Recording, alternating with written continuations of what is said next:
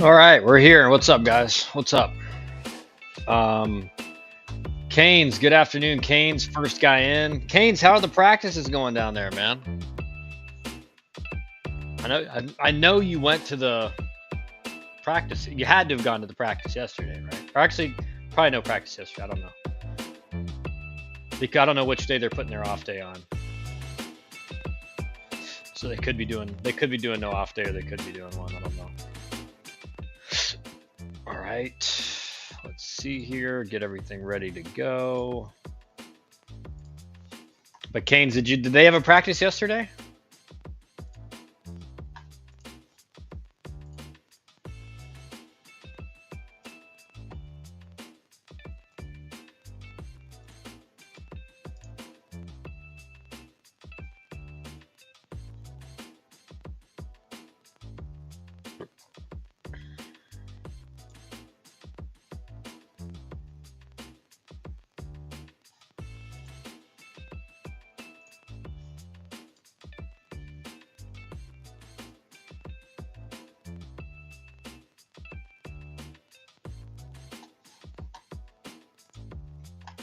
I have no info on. Sorry, guys. I was just fixing the thing on YouTube. I have no clue. I haven't gotten any info on it. Might not have had a practice. I haven't heard any info on it. I know for sure Wednesday we have one. Yeah, I mean, typically, guys, like in season, even in early, like Monday is like your kind of your typical off day, is like your usual off day. Um, so again, it's probably they probably didn't practice, but it's one of those things that now early on in the before the season starts, you'll move that off day around if you're supposed to if you're supposed to have a lot of rain, um, let's say on a Tuesday, well, you'll move the off day to Tuesday, and then you'll practice Monday, Wednesday, Thursday, or whatever. Um, and some of those practices they're not all going to be inter squad practices, right? So that's the a lot of people think that like pretty much every practice in the preseason is going to be inter squad, and it's not. You're like it's almost like 50-50, depending on how many guys need to throw. Sorry, guys, I'm just getting some stuff, making sure everything's taken care of on YouTube. Okay, I think we should be good to go. Okay. Um, yeah, so a couple interesting stuff to go over today. We'll get into that in a second. Um, I'm interested to hear if some of you guys watched my YouTube video yesterday about kind of my pro career and how like I didn't take action quick enough in my professional career as far as like recognizing that the Brewers really wanted power. That's really the only thing they were kind of promoting to the big leagues. And I knew that, but every meeting I had, they would say, okay, we like what you do. We don't have a lot of guys that do what you do. Like, keep doing what you're doing. But like, I should have kind of read between the lines, and been like, yeah, you say that, but nothing seems to be changing. But I'm interested if you guys got to watch that video. Have another good one coming out. Got the batting average video coming out today. Goes a little bit more in depth than kind of what we talked about yesterday on stream. So that'll be good. And then have some interesting stuff. D1 Baseball has a great article. Canes, you'll be interested to see this on the best on basically all the transfers in the ACC, and kind of who they don't really rank them. If I pull it up over here, I mean, they did a piece on like preseason All-Americans too, which is kind of everyone kind of knows who those are going to be. It's kind of I don't think it's that interesting to look at, just to be honest. I mean, it's exciting that we are essentially less than a month away now from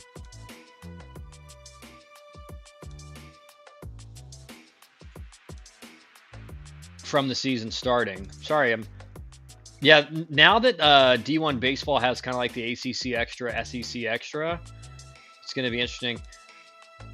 Smitty, what's up, Smitty? How you doing? What's up, my guy? Um, let's see here. Bradley's, yeah. So a couple good articles we're going to go over, particularly about the ACC, which will be ACC teams, which ones will look most different, and then transfer portal verdict as well. Dusty Isaacs, good afternoon, gents. What is on the docket for today's discussion? Well, we're just going over that, Dusty. So pay attention. We're talking about it right now.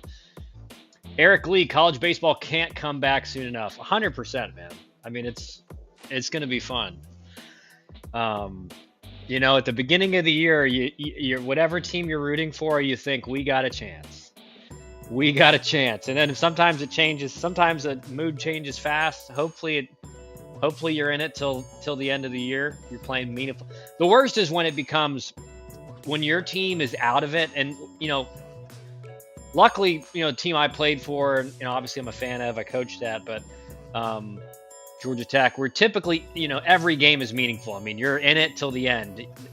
So I feel it's a little bit more rough for some schools that are, you know, your mid-major schools that as soon as that season starts taking a little bit of a dive, it's kind of over unless you win the championship game and get it. But, you know, nowadays with the conference tournaments, they're like, it's like 75 or 80% of teams get in. So you got a shot no matter what, I guess, as long as you get in there.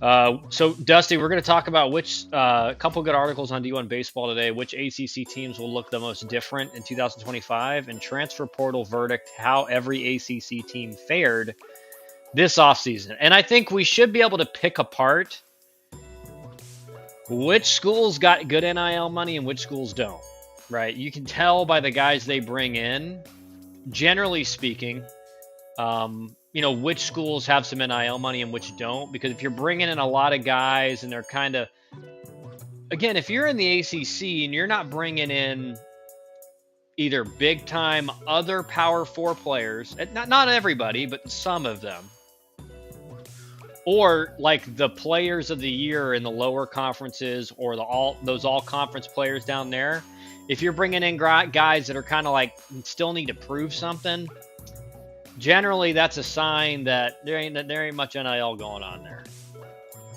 The 305 will look different, 100%, Canes, 100%. The 305 will look different. Okay. Okay, so I'm just skimming through this article before we get into it because I want to just have an idea of what it looks like, but Canes, you're gonna like what I see, what I'm looking at here. Okay, so we're gonna get into the first one because I think this is an interesting one. Let's pull this up here for you guys. So this is from D1 Baseball's Bradley Smart. I could be wrong. I think he's one of the guys doing the ACC extra stuff now.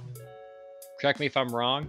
But this is just looking at, okay, which ACC teams look the most different, which teams had the most turnover, right? How many new, if you're looking at expected innings, expected at bats, what percentage of those are returners versus non-returners? Zach, afternoon, just waiting on the snow to get here in Bay County. Oh, so it hasn't hit you guys yet, Zach? I actually,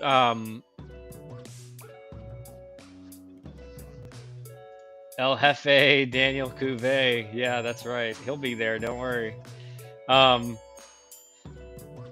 Yeah, Zach, I actually work with two guys, two JUCO guys in the Panhandle in that conference. And let me see here. Where are my QR codes at? Guys, remember, if you need help with the recruiting process, scan this code above me. No, so I work with two guys in the Panhandle, specifically JUCO, and I was actually talking to both of them today, and I'm like, is the snow there yet? And they're like, no, it's not there yet, but like it's in Louisiana right now. It's probably going to hit soon. And that was at about 12, or that was about an hour and a half ago. So I thought it would have hit you guys by now. Yes, Bradley Smart is doing the ACC Extra. Okay, he's from yeah, he's from he they just joined up. He was running that. He did the what? Uh Friday night starters or something like that. I do think Garcia and Burris are better than Cuvée in my opinion. Well, we're going to look at the we'll also look at the projected All-Americans, and obviously they'll be on there, so we'll talk about it. I looked at the All-American list, and some things really stuck out to me that really showcase just how elite Drew Burris was last year compared to, and like there's some things he does a lot better than a lot of the other players, even at that level. So supposed to hit in a couple hours, really? I guess. Are you in Central Time, Zach? Still, I thought it was supposed to hit. I mean, it hasn't snowed here, but I was getting kind of warnings on my phone that it was like snowfall starting. And then I went outside and I'm on a call on my phone, but then I got in my truck and I was driving while I was on the call, and there was no snow. So okay, let's get an ACC teams. Which ones look the most different? To do so, I calculated turnover rate. Basically, see which has the most returners, which don't.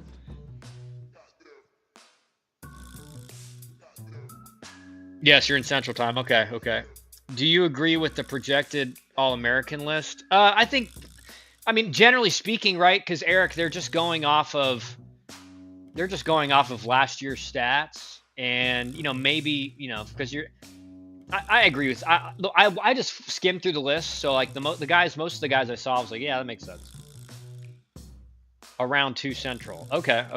So like an hour and a half from now, for you.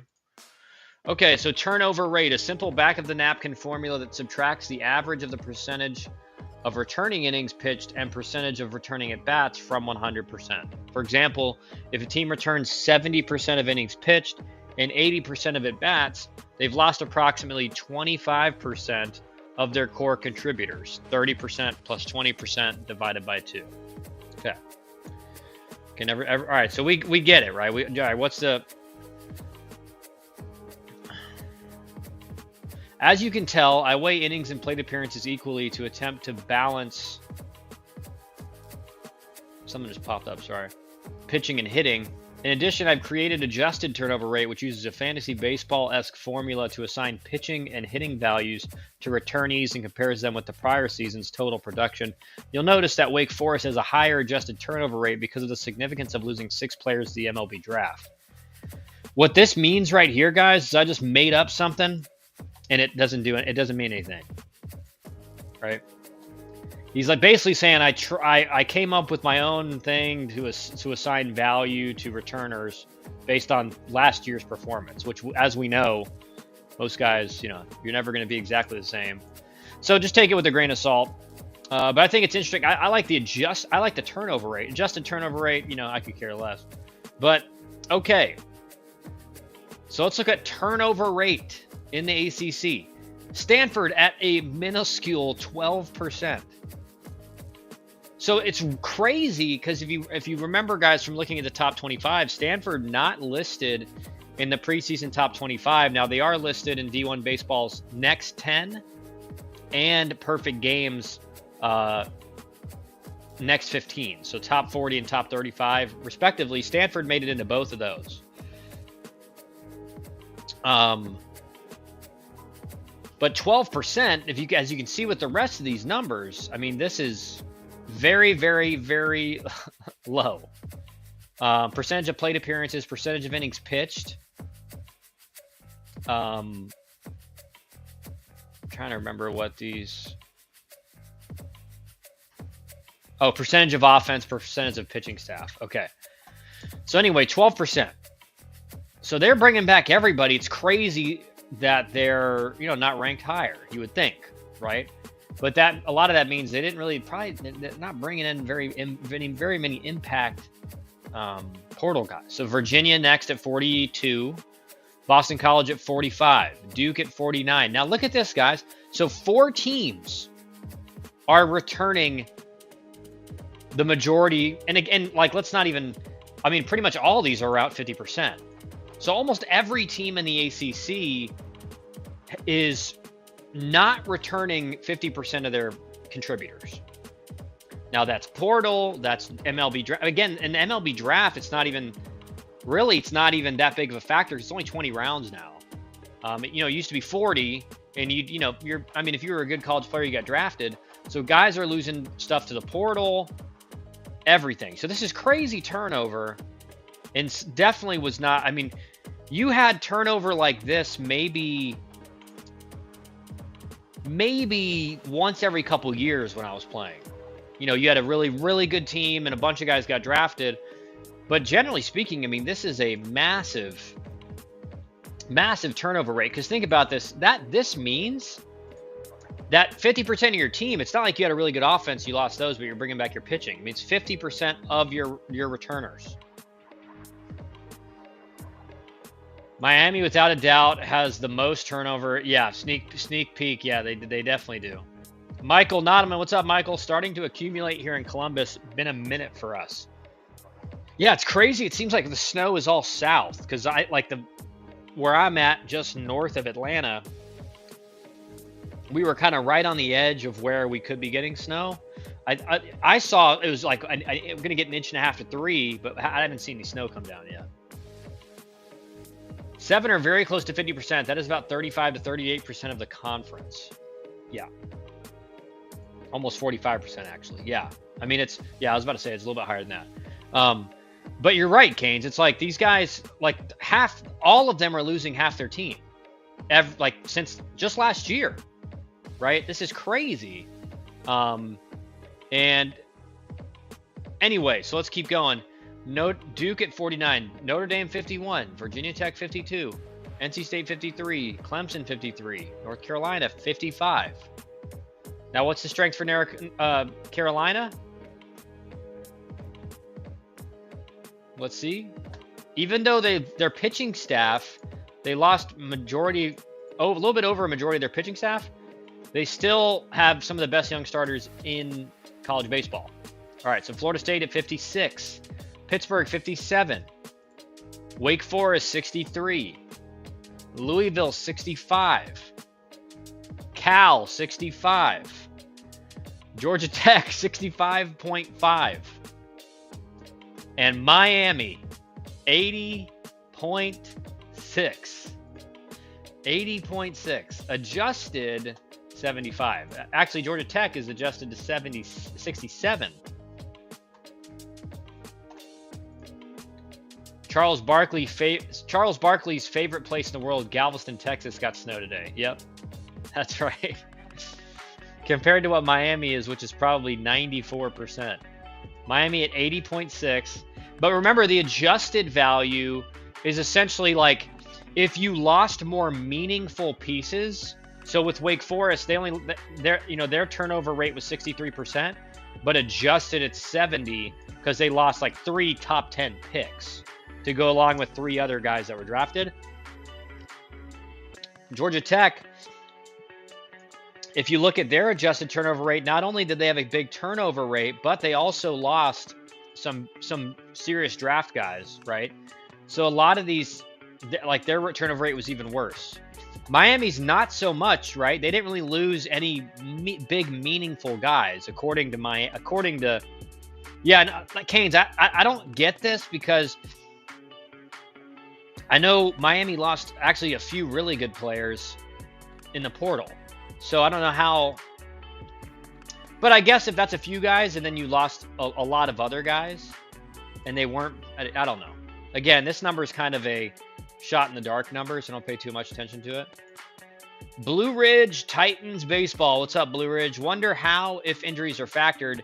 Example, Garrett Mitchell of VT missed nearly all of 24 and certainly not factored in plate appearances. Yeah, that's a good point. That's a good point. Probably not factored in. The guy who made this,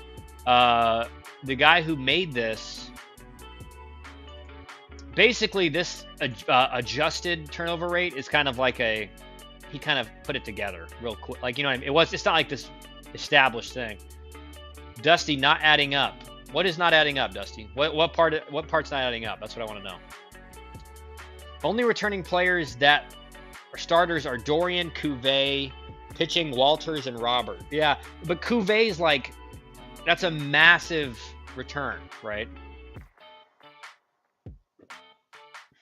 It's crazy to think that Cuvée returned after some of those other guys left. Dusty, I want to know what what is not adding up. Are you talking about Georgia Tech specifically, the adjusted turnover rate? Where, I mean, if you look back at that team from last year, you did lose some solid players to either graduation or the draft.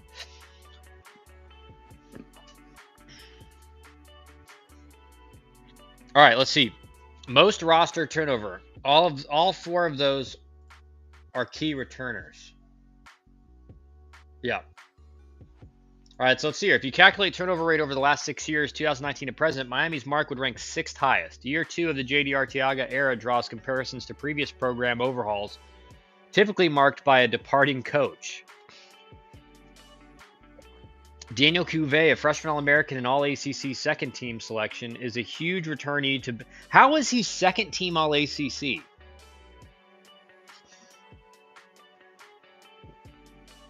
Didn't he hit like 20? I mean, what? How was he second All-ACC second team?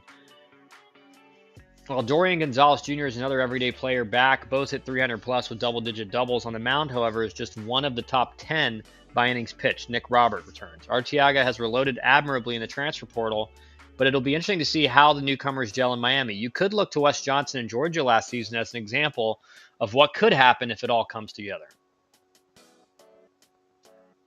The adjusted value is BS. Yeah, it is. It is. I mean, he said that in the...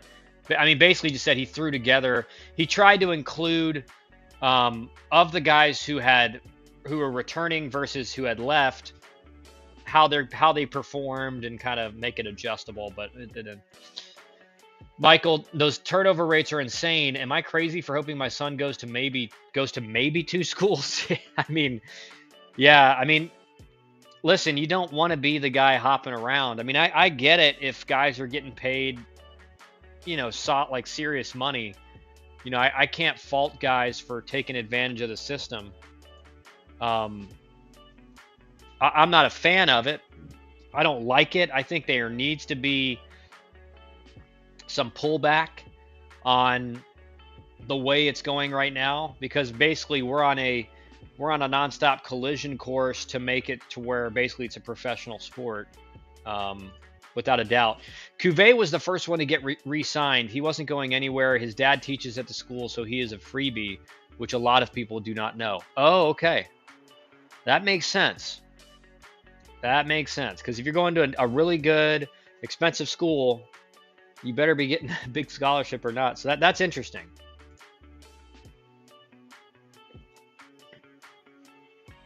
He didn't have a good last 10 to 15 games. Okay. Oh, yeah. I think Cam Smith was first team over him at third base. Yeah. It's just, you know what? It's crazy. And the thing is for me, Zach, is that it's crazy for me, from playing in the era when I did, to see a guy hit like 3 whatever Daniel Cuvée did with like 20 plus home runs and not make first team All ACC. It's crazy. And that just goes to show you, because in my era, if you had done that, you would have led the country in home runs, and I mean you're a first team All American, and he's not even first team All ACC. Apparently Ben Miller was first team ACC last year over Cuvée. Ben Miller. He did go 360 with 15 though. Respect. Yeah, and it matters what Cuvée did in particular in ACC play. So if Cuvée was, if his numbers were a little bit below other guys' numbers in conference play, that's part of it as well. Cam Smith was second team. Yeah, see, I mean, it's just crazy. Cam Smith was second team. Just looked it up. Ben Miller was first team All ACC over him. And so Cuvée was what? Freshman All American, or sorry, All ACC second team is like utility or DH maybe. It's just crazy that the kid had that great of a year and he's like barely making second team All ACC. Some of our best players ever have been freebies. A lot of schools have freebies. People just don't know about it. Yeah, you're right. Okay, so let's get down back in here. So these are the teams with the most turnover rate in the country. St. Peter's at 87, basically 88%. Kansas at 85, Grambling 83, Northwestern 82, Wichita State 81, Miami at 80.6, Radford at 80.27. And then Georgia Tech down here, we'll get into it in a second. That's also one thing that will be one disadvantage school will have with the new rules. I haven't heard anyone discuss this because it's not really known, since you can't recruit the kids in 8th grade. Are you talking about bringing in the freebies? Is that what you're saying? I'll let you clarify that, Kansas. All right, so Georgia Tech bring in our 65.5% turnover rate. 5 players that played in 50-plus games a season ago are out of the lineup, while another 287 plate appearances, equivalent to a 6th every day at bat, are gone. On the mound, the Yellow Jackets are replacing essentially 2 weekend starters as well as the bulk of the high-usage relievers. Of course, Georgia Tech will feel good about constructing a lineup around dynamic sophomore Drew Burress and the likes of Parker Brocious, Von Lackey. Again, Von Lackey, to me, it's a really big question mark. I mean, he did not look good at the plate last year, looked lost at the plate. Very good defender behind the plate. I do think he's going to get beat out for at bats by Drew Rogers. To me, I just think in today's game, not enough people are stealing. Defense is great. I love elite defense as a catcher, but it's just not as much as a necessary skill as it was 20 years ago, 15 years ago, even 10 years ago. And so you need a guy, and Drew Rogers is looked at as a serious bat, like a serious potential future bat. And I think you're going to want to get that guy at bats as early as possible. So I don't see Von Lackey getting a lot of at bats unless they're putting Drew Rogers at DH. But if Rogers is good enough defensively, I think you're going to want another explosive bat in the lineup. So Von Lackey, I'm a little bit worried for him on kind of what ends up happening. Carson Curse, really good defender, probably would have been the shortstop if Kyle Lodice was not signed in the portal. So he had a solid year, definitely last year as a freshman. But Bat was okay. Started out really good and got ACC kind of dominated him at the end. But expect for him to make a big jump. And veteran John Giesler, I do think. Listen, I think Georgia Tech's lineup is actually, now that I'm thinking about it and kind of constructing the lineup, I think their lineup is actually going to be a sleeper. Especially like if I mentioned like Drew Rogers, if he's in there. You have Giesler, you have Drew Burress, you have Kyle Lodice, Parker Brocious, who was really good last year, high on base, bottom of the order or top of the order type hitter. They're going to be good offensively. The question is the pitching. The bullpen seems almost completely rebuilt with transfers and freshmen, but the rotation figures to have key returnees such as Tate McKee, Riley Stanford, and Carson Ballard. That's really the question mark, guys. I think Tate McKee, listen, I think Tate McKee's going to be good. The question is, how good is he going to be? No one knows. He's got the stuff to be really good. The question is, does he have the makeup to be a Friday guy? Does he have the makeup to be that guy? Riley Stanford, I think that's a really big question mark on the weekend rotation. Command was not great last year. No way had good enough command to be in the rotation. So I think that third, Carson Ballard, to me, is going to be solid. I don't expect him to be some kind of shutdown guy unless his velocity's gone up pretty substantially. But throw strikes with 3 pitches, is going to compete. Not going to walk guys. I mean, that's a Sunday starter for me. So Saturday looks like is up for grabs. Canes, with Cuvée, since he was committed in 8th grade, your parent has to work minimum 4 years at the school for you to get free tuition. So a lot of school in Miami, especially, would leverage that. Oh, okay. They would hire the parents, or if the parent already works at the school, they use it as leverage to get the free roster spot. Yeah, I mean, that's one of those sneaky recruiting things, Canes. Kyle, you're feeling optimistic about Georgia Tech. I think the offense is going to be a sleeper. I think the offenses are going to end up being very good, because like freshman Drew Rogers, one of our clients. I think he's going to be in the lineup. Potential star bat at the catcher position. Defense is solid. My thing with Von Lackey, I think he's really good defensively, Dust. I just don't think. I mean, last year was just. I mean, it was dreadful at the plate. I mean, it was, taking pitches right down the middle, chasing stuff way out of the zone. No, just really looked like a deer in the headlights. I like the player. I think maybe they move him around somewhere if he does hit. We'll have to see, but I think Drew Rogers ends up playing catcher and hitting unless he's going to DH. But with Parker Brocious, Kirst, if you expect him to make a jump, again, you look Giesler, Burris. I mean, Kyle Lodice, who was one of the best players in the Cape last summer. I think the offense is going to be legit. The pitching staff is the big question mark. Okay, so David, what's up, David? Since college is becoming more like professional, do you think they will ever set up multi-year baseball scholarships so that kids will not have to worry about the scholarships every year? They actually do. They will do that for some players now, just to be honest. But I think the bigger question is, and I think what you're kind of alluding to is it coming in the future where you sign a contract as a player to stay with the school for 3 years or 2 years? I think that is coming. I haven't heard anything about that. I have talked to some coaches who are like, I would love that. But I haven't, nothing serious behind that at all. I just think that's the route we're going. Canes, I think about 10 to 12 ACC teams make the tournament at Dusty Isaacs. Okay, you heard it here first from Canes. How can offense be a sleeper when they are always top 10? Way to go out on a limb. Well, I just think, I guess you're right. But I think if you don't know these guys and you didn't watch like every game from them, you're like, is their offense going to be good?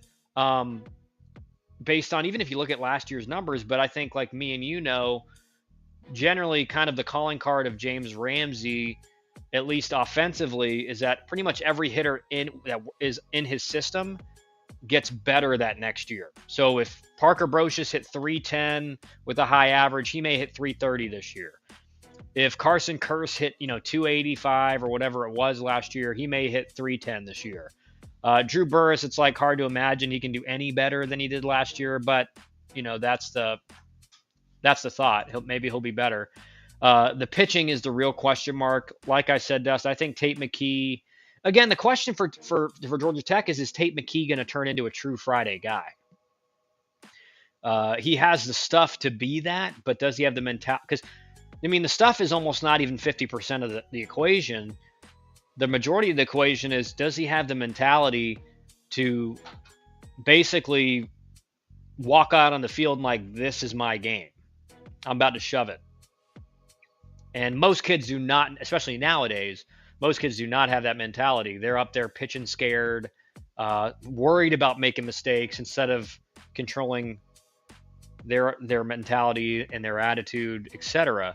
And McKee had a really good year last year until he was kind of thrust into the starting rotation based on kind of the issues that Georgia Tech was having. So, and I don't know about you, Dust, but I think Riley Stanford for me that's a big stretch to be on a weekend rotation. Certainly has good velocity and off speed, but like if he hasn't improved the command in a pretty big way compared to last year, I just don't see how he can. I don't see how you can throw him out there because he's going to have, he's going to get pulled in the second inning, and then your bullpen's going to wear it.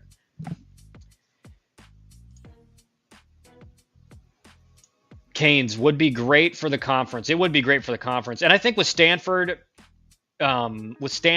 and Cal in, like those were some good pickups. Stanford especially. Is Georgia Tech still ranked 46 in the top 100 going to the preseason? According to Perfect Game, they're in the top 40. They were like 36th. As far as the others, I'm not sure. I know D1 Baseball added like basically the 10 teams that were close to the top 25. Georgia Tech was not in that one, but I would assume they were relatively close to being in that one. So I would be comfortable saying that Georgia Tech pretty much across the board is like a top 40 team, but like right near the edge of 40. So like you're 37 or 38. And really it's just a question of the pitching. That's kind of that's the issue, is that the pitching is a question mark. They could end up being really good, but there's just not enough. There's too much question marks. There's too many unproven guys until you won't know until the season starts. Dusty, people toss around Friday night guys way too easily. There are probably 4 legit dudes year in, year out. I mean, in the ACC, or you mean in the country? In the conference, I'm saying. Okay. Yeah, I thought you meant the country. I was like, I don't know about that. Yeah, no, I get that. I get that. And I think that's the point, is that like just because you pitch on Friday doesn't mean you're a Friday guy. And you can have the stuff to be a Friday guy, but it still doesn't mean you're a Friday guy. If you're throwing up like a 5 or a 6 ERA, you're not a Friday guy. You're just a dude that pitches on Friday. So Tate McKee has the stuff, mid 90s, sharp breaking ball, good enough changeup. The question is he going to be able to throw enough strikes? And, does he have the mentality to be like, when something bad happens, give me the ball, it's fine. Most guys don't have it. I have a lot of faith in Berkeley. Mike Neo has been doing a great job. Might be biased because he was our closer for 2 of our national championships. No, I think, and I mean, listen, I think it's good. Like Cal and Stanford will be better because they're in the ACC now for baseball recruiting. Like they will get more players because they're in the ACC. I mean, so many, like the Pac-12 had just fallen off just off a cliff in recent years, that players just didn't view it as, again, 20 years ago, that was one of, if not the premier conferences in college baseball, or the Pac-10, or you know what I'm saying? So the Pac-12 had just fallen off so bad that, again, would you rather play in the Pac-12 or go to the ACC, the SEC, the Big 12, or, the Sun Belt had a higher RPI last year. So now that those 2 schools are in the ACC, they will recruit better, so they will get even better, so the ACC will be better. And I'm interested. I'm really interested in seeing SMU get a baseball team. If SMU gets a baseball team, which I can't imagine they won't, now they're in the ACC. How can you not have a baseball team in the state of Texas in the ACC? That would be interesting. Really interesting. All right, so Cal, least turnover. The 2024 season for Stanford was one to forget for the Cardinals after 3 straight Omaha appearances. Stanford went 22-33 in its final campaign in the Pac-12 and lost its final 10 games of the regular season after 9 draft picks and a pair of transfers exited ahead of the season. Now head coach David Esker has a roster that's the definition of run it back. Malcolm Moore is a first-round draft pick and Owen Cobb signed as a free agent, but other than that, Stanford returns practically everyone. Nearly 100% of innings pitched are back, and all but one player in the projected lineup played in the red and white last year. And that's Sasaki, making the assumption. Charlie Somm, Timo Becerra, Trevor Haskins, Saborn Campbell, and Jake Sapien are all seniors as the average tenure of the projected opening day lineup is over 3 years. On the mound, the likely rotation of Matt Scott, Christian Lim, Joey Volko, and Nick Dugan are all sophomores or juniors. Then there's a bevy of experienced arms in the bullpen. Okay, so let's get off this one now.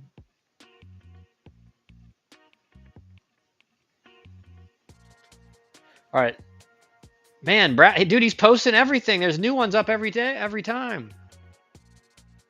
All right, transfer portal verdict. How did every ACC team fare this offseason? Let's look into that.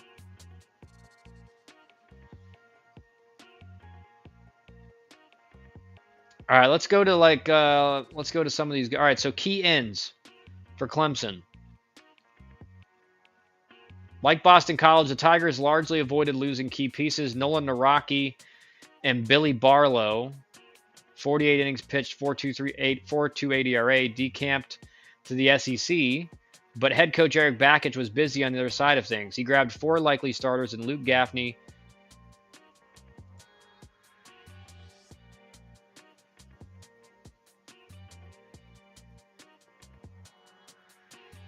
Josh Pino, Dominic Listy, and Colin Priest. Gaffney is the headliner after slashing 360 with 13 home runs for Purdue last year. Priest projects as a formidable middle-of-the-order bat at 6'4", 235, and is coming off of hitting 11 home runs as a freshman at Michigan while logging a 1023 OPS. Those are 2 proven Big Ten bats out of a familiar recruiting grounds for Bakich. Pino was the 2024 WAC Defensive Player of the Year, while Listy has the profile of a strong leadoff bat after getting on base at a 464 clip. Michael Gillen is an intriguing pickup as well. He was a lights-out reliever for Seton Hall a season ago, but should move to the rotation in 25. Eric, SMU is everyone's favorite team to bully. The fact they still don't have a baseball team in Dallas, Texas, of all places, is insane. Must be a business decision. Yeah, I mean it's kind of crazy. But my point, Eric, is now that SMU is kind of back in the limelight, in the ACC. I mean, you're in a premier conference in Texas. You'll be able to recruit big time players, right? As long as you get the right facilities. So to me, it's just a matter of time. I just can't imagine they just don't ever get one. Stanford, I was supposed to go to Stanford 2 years ago for the Super Regional, but Miami lost to Texas at home. Oh man. All right, let's see here. Let's see what our teams did, Canes. All right, so key ends for Georgia Tech: Kent Schmidt, Georgia Southern; Kyle Lodice, probably the best, maybe one of, if not the best, Division II transfers was Kyle Lodice, a shortstop from Augusta. Nathan Wow from Cornell; Porter Bursama. This is a kid, unfortunately, from what I've heard, I think he's still struggling with command. This was kind of the one pickup where stuff-wise is pretty unbelievable, the stuff he has.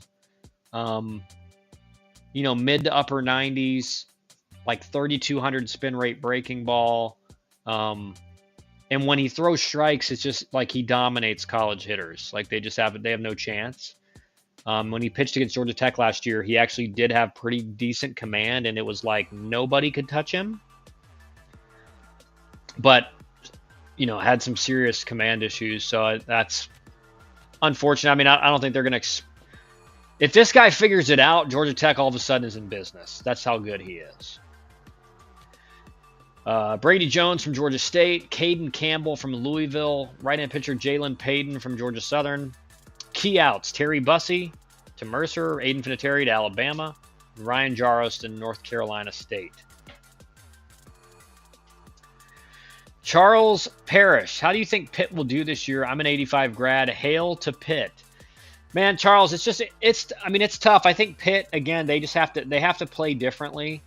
Recruiting up there,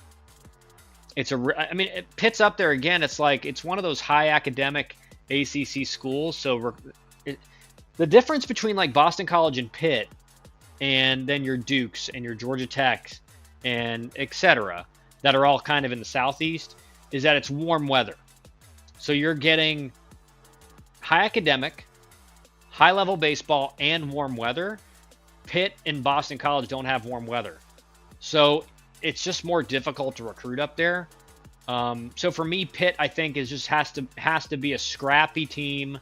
They got to be the not as talented, but gonna outwork you type team. So I don't know enough about their team this year because they're gonna have a lot of newcomers. So it's just gonna be a matter of what's the culture of the team this year, and if they're gonna scrap it out. Charles, Pitt can make Omaha. Pitt can also finish last in the ACC. That's how deep our conference is. Yeah, I mean, it's, again, I think they're probably going to be projected lower in the conference, but like I said, those projections never really mean anything. Okay, history tells us that Yellow Jackets will hit. So expect a trio of Kent Schmidt, Kyle Lodice, and Nathan I don't know how you say it, to find success. Lodice is the gem of the group after posting 1191 OPS for D2 Augusta last year while contributing 14 home runs and 24 stolen bases. The hope is that Woe could be another impact Ivy League transfer after a 7-homer campaign with Cornell. While Schmidt was a fixture near the heart of Georgia Southern lineup as a freshman, the question mark, as always, is how Georgia Tech will fare on the mound. The Yellow Jackets grabbed a plethora of arms from its neighbors, pulling in Porter Bursama, Jalen Payton from Georgia Southern, while Brady Jones arrived from Georgia State. Add in Caden Campbell, and you have 4 newcomers that figure to have big roles. The biggest question is that the track record of this group is not sterling in numbers put up last season, but the Yellow Jackets seem confident these players can hit their ceilings in Atlanta. So that's that's the question mark, and that's the red flag if you're a Georgia Tech fan, is that all of these guys that are being talked about, as the article implies, is that they didn't have the best numbers last year. None of these guys. So you're just hoping that with a year of experience and maybe under some new coaching staff, they can figure it out. According to You on Baseball, Drew Burress is a first-team All-American. Does GT have the NIL cloud to keep a guy like that long-term? Eric, great question. So had a lot of coaches actually ask me this at ABCA, and I know kind of exactly how they were able to keep him. I know he was essentially made $300,000 to $400,000 offers. Long story short, family has a lot of money, so the allure of that kind of money is just not as seductive. But credit where credit is due, he does say like he's staying to work with James Ramsey. He values that more than any money, is basically what he said. Now, if his family didn't have a lot of money, I don't know if, would that still be it? I don't know. But credit James Ramsey for the relationship and the trust that Burress has in his offensive development. He has basically told teams like, I'm not leaving because I want to work with who I feel like is the best hitting coach in the country. And you can make that argument for James Ramsey 100%. So that's the NIL clout, because Georgia Tech, just to be honest, does not have the NIL clout to, let's just say, if it was about money, he would have been gone. If it was about money, he's gone. Georgia Tech is bullying the mid-majors. They're going to stop scheduling you. Yeah, that's literally kind of the path now to Georgia Tech, right? We've talked about this in the past, but it's like if you're a performer at Georgia State or Georgia Southern or Mercer or somewhere else in the state of Georgia, like you're going to get a look. They're going to be interested in bringing you on board. So, and that's kind of the truth everywhere, Canes. It's not just, it's not just Georgia and Georgia Tech doing that in state, but it's also, and again, Georgia Tech doesn't have, a lot of NIL. So you're going to go after guys that you feel like are good performers at a mid-major that you can improve, but you don't need to really put a lot of money into, right? That's how they're kind of going after this. Now, they are working on building the NIL up, but that's kind of been their strategy, and they have had a lot of guys come in and take it to the next level, offensively, for sure. Canes, he's not leaving. Yep. If he didn't leave during the Cape, he's not leaving now. Yeah, and this is the thing. He's not even a draft-eligible sophomore, so they have him for this coming season and his junior season as well. So we'll see again this summer, right? We'll see again this summer, but from everything I've heard, he ain't leaving. All right, let's go to Miami here, Canes. Turnover is the name of the game in Coral Gables. Hurricanes saw 25-plus departures from last year's team, whether to the draft, portal, or graduation. The SEC scooped up Blake Sear, Jason Torres, and Ashton Crowther, while other 100-plus plate appearance departures included Lorenzo Carrier, Antonio Jimenez. To replace them, Miami brought in a massive class of transfers from almost everywhere you could think of. 6 of the starting 9 project to be portal pickups, and both the rotation and bullpen were filled out with transfers. Jake Ogden hit .313 in the SoCon with 8 home runs and 16 stolen bases, an intriguing power-speed combo, while Derek Williams got on base at a .425 clip and added 14 home runs in the American. Bobby Marsh is a career .310 hitter from the Big Ten, while Tanner Smith has plenty of big game experience from Oregon State, and more pop comes from Todd Hudson, 11 home runs. It's like boom, boom, boom, boom, boom, boom, boom, boom, boom, boom, boom, boom, boom, boom. How many portal guys The pitching staff will be filled with newcomers, whether it's Griffin Hogus as a potential number 2 starter, Jackson Cleveland as a closer, or Rob Evans, Will Smith, and Alex Guerrero in key roles. It feels like an experiment in roster construction for JD Arteaga, and the sheer quantity of newcomers makes the Hurricanes' projections perhaps the most volatile.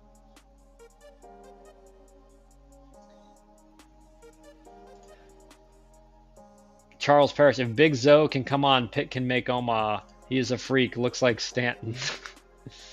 All right, so let's go to this next one, I think, because I actually was more interested in this article that just popped up. Breaking down the ACC's toughest and easiest schedules. This is a good one. Okay. Please load.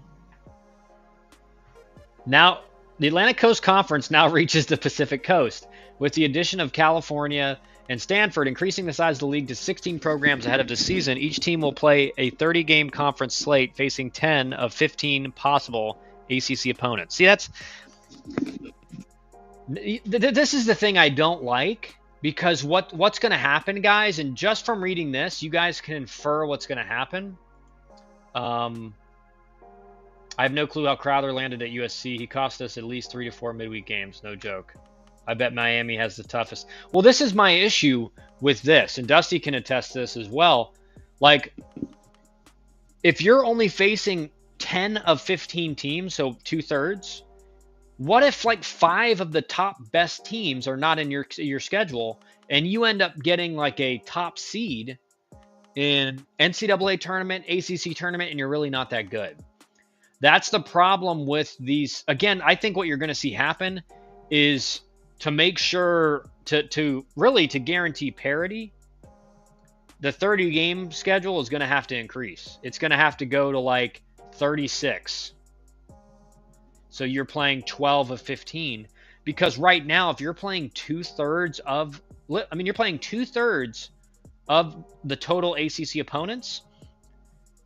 What if you don't get Clemson? What if you don't get Wake? What if you don't get NC State? And again, the preseason rankings, they could be wrong, but you guys know what I'm saying. What if like 4 of the top 5 teams that end up being, at the end of the year weren't on your schedule? And so because of that, now you look like a really good team and you're not that good. That's going to be the issue. So we're going to look at this.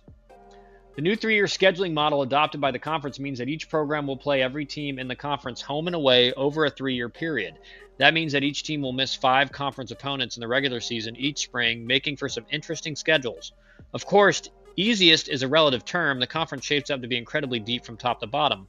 And we'll look at a schedule now and be like, oh, that they're facing that team who's ranked really good, and by the end of the year, that team may not even be ranked. You named 3 teams that we play from Canes. Yeah, that's probably true. To get a sense of how each program's non-conference and conference schedules shape up, we'll utilize our quad intended SOS score to grade these schedules. The score, based on final 2024 RPI, award. Well, this is just useless then. Final 2024 RPI from teams that players are gone from. Awards 3 points for quad 1 opponents, 2 for quad 2, 1 for quad 3, and 0 for quad 4. The quadrants changed ahead of last year are defined below. I would rather play Notre Dame over NC State. Yeah, I get it. Well, here's the deal. If you're playing at Notre Dame, that's tough. Windy, super cold. Your team's not going to be used to that. I don't think that people are realizing how big of an addition Stanford is. Usually 15-15 gets it done to make the ACC tournament. That could potentially be another 2 to 3 losses for every team versus Stanford. Yeah. Well, yeah, I mean, this is to me, you're going to, because of this scheduling model, you're going to have teams that finish like below 500 in ACC play. But when you look at their schedule, you're like, man, their schedule was like twice as hard as everyone else's. And so then are the committees going to look at that? How is that? Is a 14 and 16 team in the ACC with just an incredibly tough schedule going to get in over a 16 and 14 ACC team that didn't play like 4 of the top 5 teams in the conference? That's going to be the question. So, all right, so we'll look here. Toughest overall schedule, Louisville. The Cardinals edge out Pittsburgh for the toughest schedule. character limit. Once again, handcuffing our thoughts in the chat. Why don't you go to X and see if you can do it from there? See if the character limit's on X, because I unbanned you on X. The Cardinals edge out Pittsburgh for the toughest schedule coming in at 102 in quad score, while Louisville will undoubtedly benefit from an 18-game homestand after the first weekend of the year. The schedule consists of 34 quad 1 or 2 games. The Cards begin the year at the Shriners Children's College Showdown with 3 games against postseason teams, Texas, Oklahoma State, and Arizona. The non-conference schedule features 2 weekend series against conference champions in St. John's and Western Michigan, plus midweeks with Indiana, Vanderbilt, and 2 against Kentucky. Avoiding Virginia and Duke in conference play is nice. That's really nice. But the Cardinals still face 6 teams that reached regionals last year. The second half of the schedule is difficult as 5 of the final 6 series are against regional teams and 4 are on the road. Easiest overall schedule, Notre Dame. The Fighting Irish play just one RPI top 100 team, Stetson, in their first 10 games. Notre Dame's non-conference weekend series include North Florida, Belmont, and Bowling Green, with only the Falcons logging a winning record in 2024. What makes the Irish schedule the easiest by score is that they're set to play just 2 of the top 7 teams in the conference last year by RPI, in Clemson and Wake Forest. The Irish will evade 4 ACC teams that rank in the preseason top 25 and face some teams projected to finish in line with them at home, which certainly helps. So this is my point, right? This is what I was saying, is that like Notre Dame, they're not going to face 4 ACC teams that are in the preseason top 25. Now that is preseason top 25, meaning some of those that 4 are going to be serious, really good teams. Maybe one of them ends up not being a top 25 team, but still, whether this is completely accurate or it's another team that ends up having the easiest schedule based on how the year finishes out, like that's the issue with the ACC schedule model right now. There's too many teams in the conference, so they have to, after this 3-year model is up, I mean, they got to up it to 36 games. I mean, that's just to make it to where everyone feels like they're at least playing similar guys. Toughest non-conference schedule, Clemson and North Carolina tied. North Carolina has the edge if you average by RPI or DSR, but factoring in locations via quad score has these 2 slates tied at 31, just ahead of Louisville. You be the judge. Clemson faces 2 regional teams in the midweek, Coastal Carolina twice and Georgia, plus a 3-game set with North Carolina, 2 games at VCU, and a trio of games in Texas against Oklahoma State, Arizona, and Ole Miss.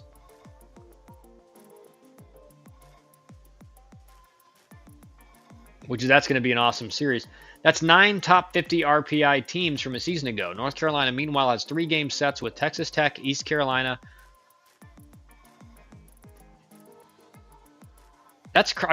North Carolina's playing Texas Tech and East Carolina and 3-game sets. Plus midweeks with Kansas State, VCU, Coastal Carolina, UNCW, UConn, and South Carolina. The Tar Heels total 10 against top 50 RPI teams, but 6 are at home versus Miami's 3. 2 more teams we play, Virginia and Duke.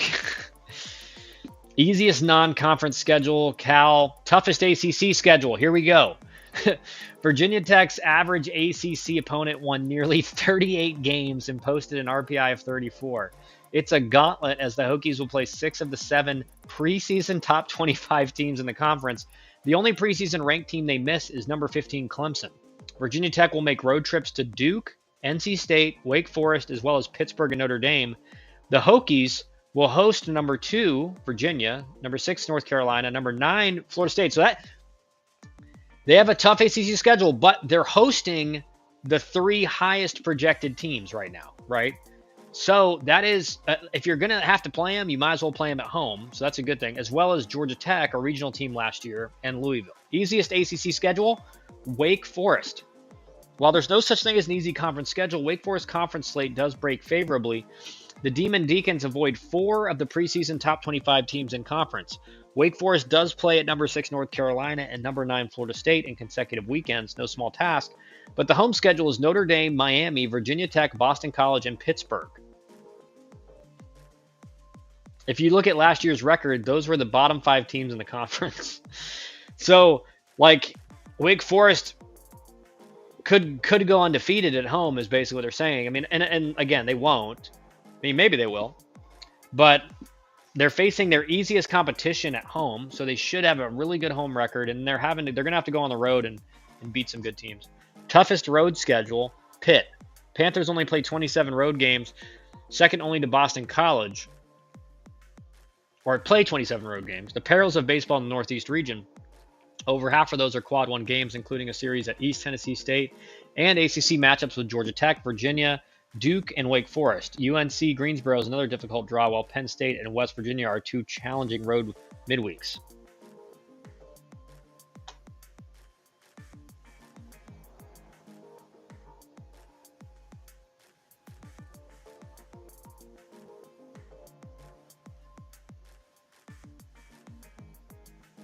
All right, so let's see here. One useful way of evaluating this next section, the easiest and hardest opens to the season, is to plot out every team's schedule on a chart. The graphs below are 4-game to roughly estimate a week of play rolling averages of opponent RPIs. The higher the line, the easier the stretch of the schedule. While not a perfect indicator, it does give a sense of which teams have easier starts to the year and which might be in for some challenging opening stretches. So Louisville, easy to start. Miami, easy to start, and then it gets tough here for a while, right here. And then it goes back up and down. Not an easy schedule for Miami, for sure.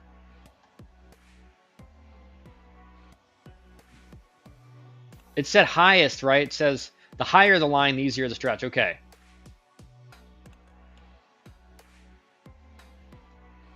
No, I mean, that Canes, you said lie the century, Miami is the hardest. That could be true. Again, remember, this is based off last year's RPI, so it's not 100% accurate. But again, like, Wake Forest was really good last year. They're going to be really good this year. So it's kind of, it's generally speaking.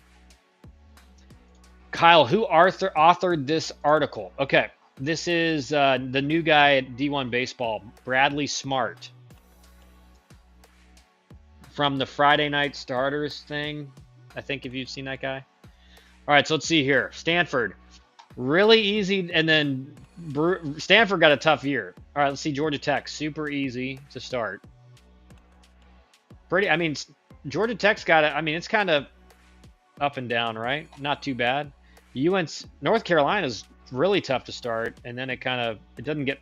They finish easy. Well, that's NC State. Wait. Yeah, North Carolina, Florida State, Clemson really tough at the end. Bradley Smart, Dusty. Bradley Smart. NC State, easy, tough, easy, okay.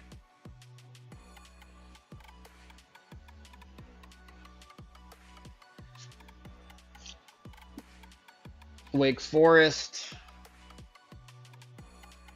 I mean, to me, I'm trying to judge to me.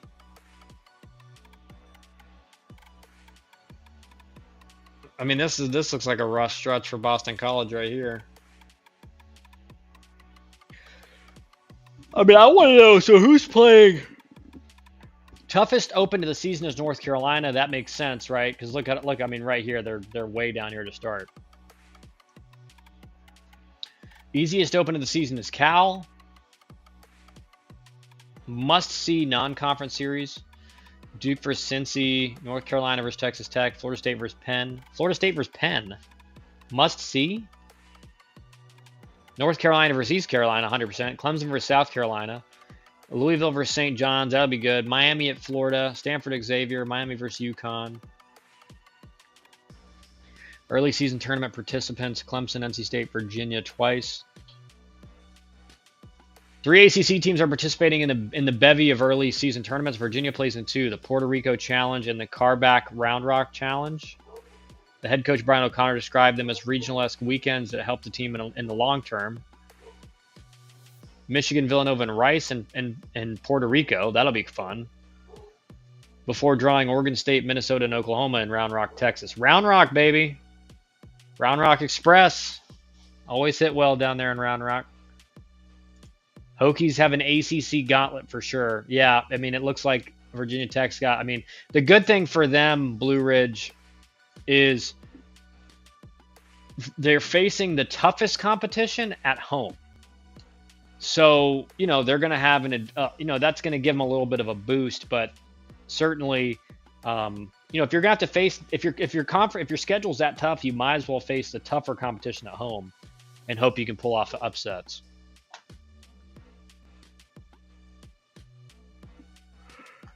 Okay. That was an interesting article.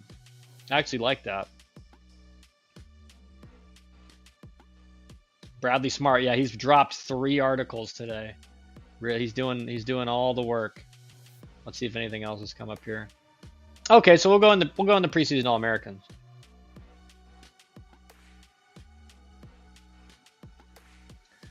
And this is the really the interesting thing. The first thing that popped off my head. So Daniel Cuvée, projected first team. Dusty, this is crazy, right? He hit 350 last year with 24 jacks, 75 RPIs, and he was like barely ACC second, all ACC second team. That's crazy. That's insane. But how about Virginia on here? Jacob Ferenc, Virginia at the catcher position. But makes sense. Look at this numbers. Henry Godbout, second base. Supposed to be, I think he's draft eligible and projected to go pretty high in the draft. 372 last year. Remember, guys, these home run totals are like inflated. So these guys don't have, the thing that you're going to see is that a lot of these guys, not all, because some of them it will translate. But a lot of these guys are going to get to pro ball and you're going to be like, where'd the power go? Because we're back to the old bats, the BESR, or it may even be worse than that now. All right, so Georgia Tech, look at this. So think about Cam Canarella. He's projected to be maybe he's one of the top outfielders projected to go in the draft, right? Him and Jace Lavalette. These guys are potential top 5 picks, or probably will be if they have similar years. Now, compare what they did to Drew Burress. Who hit better? This guy, substantially better, 381. Substantially higher on base. He's got a better approach, 58 walks. Right? Lavalette had 64, but in way more plate appearances. And then look at the slugging. The guy outslugged both of them too. And so think about what that means for Drew Burress as a junior when he's draft eligible. If he has another monster year, he basically outperformed this. I mean, this guy's projected to go first overall pick. Lavalette. So what does that tell you about how good this kid is? Okay. Jamie Arnold, Florida State. Now, guys, these are your Friday guys, right? These are legit Friday guys. ACC is well represented. Jamie Arnold, Jason DeCaro, Aiden Knack, all going to be the Friday guys at their schools. 2 of these guys were freshmen last year and put up these numbers in this era. Really impressive. And obviously Jamie Arnold, I mean, he's just ungodly what he does. Tyler Bremer is unbelievable as well. But, all these make sense so far. I think it's set up here that the ACC and the SEC were tied with 17 All-Americans apiece. So you're looking at like the best of the best, the cream of the crop, talent-wise. ACC and SEC are about equal. How did the Gauchos keep that guy? I don't know. Again, Canes. Sometimes it's not about like if you feel like and like let's think about Drew Burress here for a second. Like legitimate chance of a 1-1 type player. If you think you're with the coach in James Ramsey that is going to maximize your ability to go 1-1 or top 3 picks, like 200,000 is great, but in 2 years, if I stay here, I'm going to get 6 million.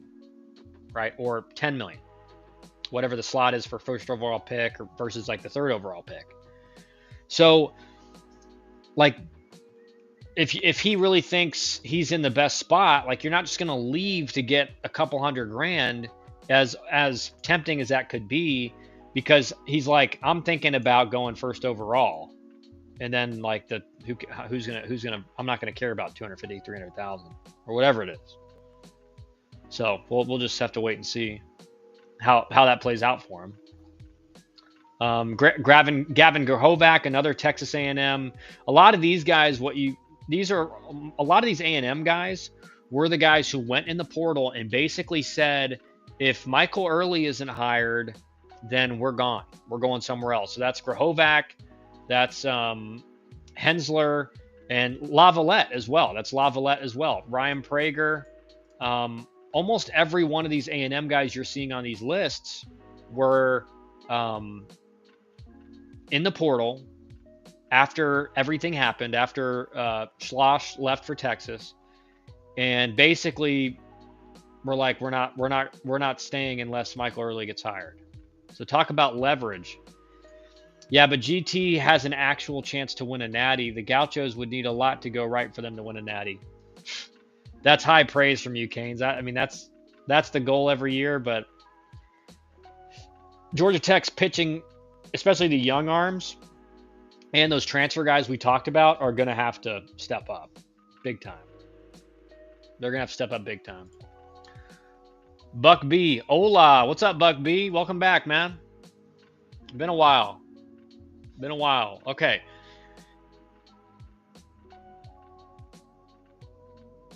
All right, we'll look at the pitchers here. More ACC arm.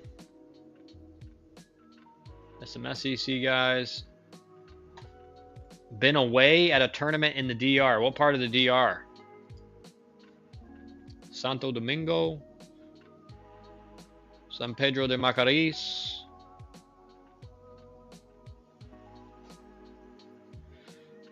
All right. Third team. Luke Stevenson, North Carolina. Ben Miller, Duke.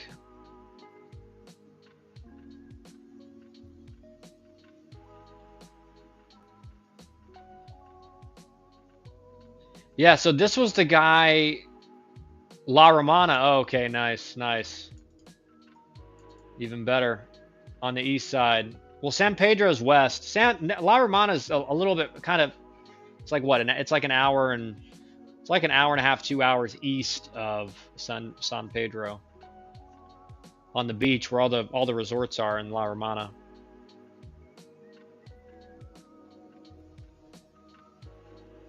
I almost played for La Romana in the Dominican Winter League. I ended up playing for Santo Domingo, or for Licey in Santo Domingo.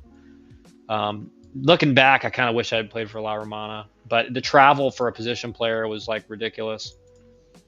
Because in the Dominican Winter League, you don't, if you like, let's say if you bus like 4 hours to play on the other side of the island, you don't stay there after the game. You just bus back after the game. So then you're back at like 4 in the morning, and then you play again. So, yep, 90 minutes east of San Pedro. Met Edwin Encarnacion, which was cool. Yeah, the resort there, which is where the players that play for La Romana stay, it's like one of the nicest resorts in the Caribbean. I forget what it's called, but like a lot of those really famous and guys that got paid a lot of money, Dominicans, live on that, have places in that resort or on that resort. AJ Gracia, Duke. See, this is Canes. This is what I don't understand. Like Ben Miller got first team over. How did this? I don't understand how this less RBIs, less home runs, and barely a higher batting average. I don't understand how, and only 17 walks. How did he get first team All ACC? Unless his numbers were just like way, unless I don't, and again, I don't know if Cuvée maybe struggled really bad in the ACC, like, and his numbers were kind of bolstered by non-conference play. Although with the way he hit 351, I mean, it couldn't have been that bad.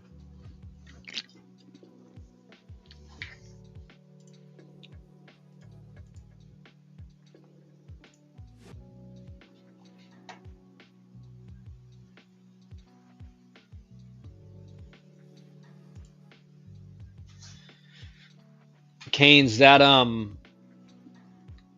tweet you sent me about how for the first time in history, the like literally counties on the Gulf Coast, what is now called the Gulf of America, is uh is under a blizzard warning is just insane. I don't think it snowed here yet.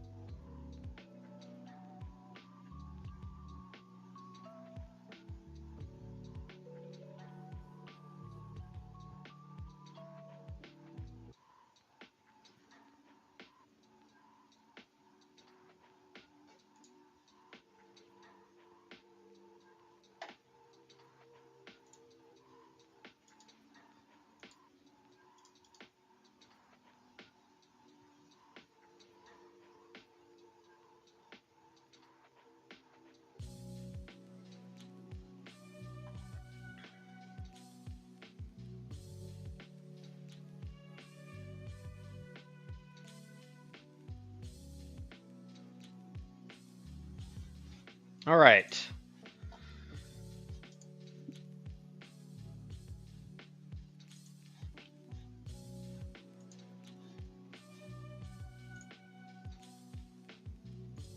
All right, guys. Well, that's gonna be it for today. Obviously, as we have some more stuff coming out recruiting wise, we're gonna talk about it. We're kind of in a little bit of just kind of a lull as recruiting really is kind of dead, died down right now. Doesn't mean there isn't still some going on, but everyone's focused on getting ready for the season now. We got less than a month till season starts. Coaches are focused on it. And so a little bit of a lull in recruiting, but it's nice to talk college baseball and the season coming up. We'll be doing that more and more. Thanks for tuning in. We'll be back again.